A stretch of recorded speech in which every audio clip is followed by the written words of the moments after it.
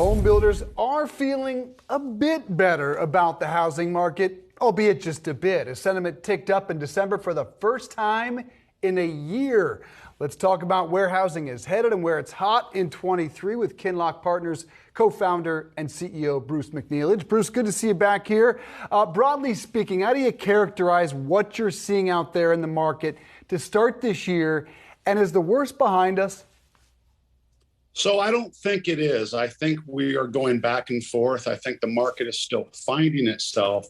And I think builders have really adjusted to things, to increase sales, to increase traffic in their models. But I don't think the worst. I think we've got some ways to go before we start ticking back up in the housing business. We are seeing home builder stocks up pretty much across the board. KB Homes, Toll Brothers, Lennar, D.R. Horton, all of them up between 5 and 11%. Now, granted, that's after a tough 2022, but are you optimistic for the home builders, and what are you hearing from them? So I've taken a poll and talked to many of them here in the last few days, and they're seeing more traffic, but traffic doesn't necessarily equate to sales. And so people are coming in, they're looking at the houses.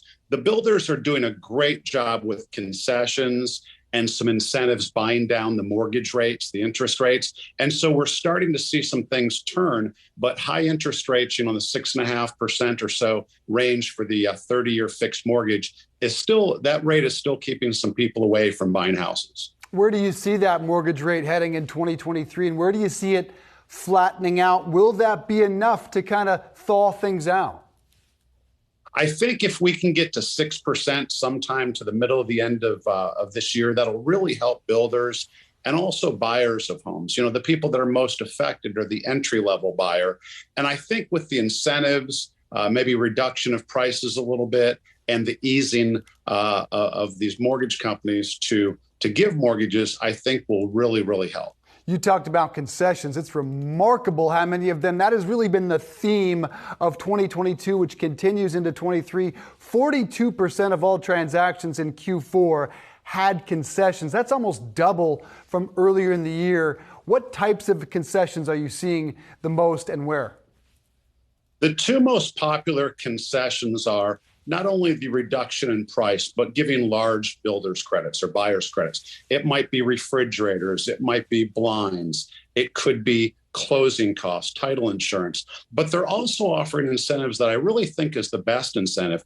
If rates were 6.5%, 7.5%, these builders are buying down the rates to 4.9%, 4%. And that really helps buyers because buyers are buying a payment. That's what they're looking for. What will their monthly payment be?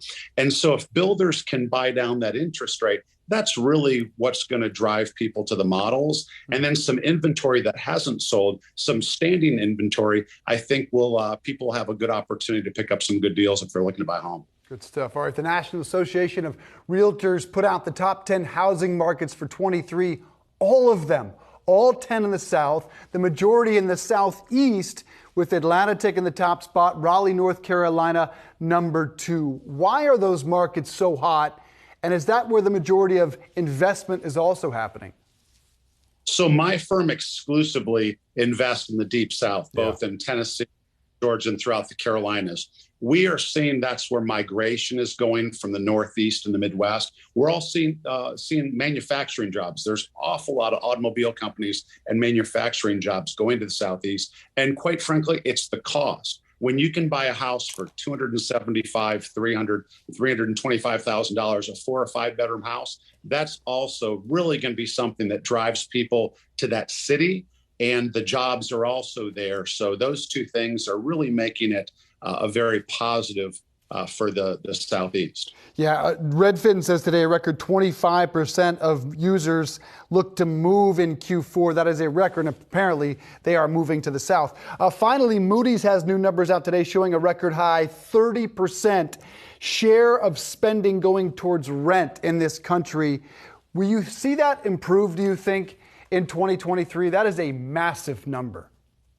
It's a big number. And here in Nashville, I've seen it as high as 40 and 45%. Wow. Of course, in San Francisco, Los Angeles, that number's higher. But no, that number's not coming down. Now, rents this year will not have the robust increase that they've had last year of over 10%.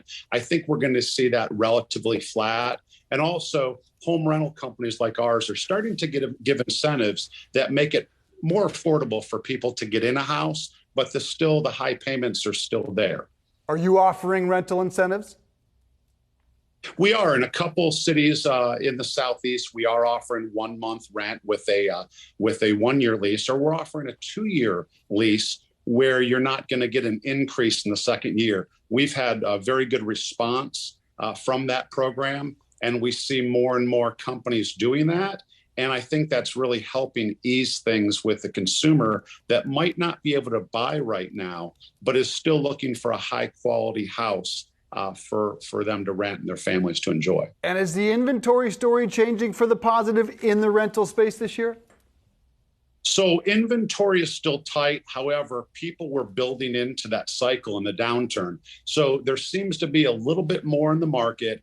That's why we have a flattening out of what's going on as far as rental prices.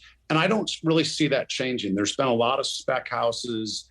Inventory has gone up for some of these builders. And because individuals haven't been able to qualify or have been a little gun shy to buy a house, builders are selling their houses at discounts to rental operators like us throughout the country.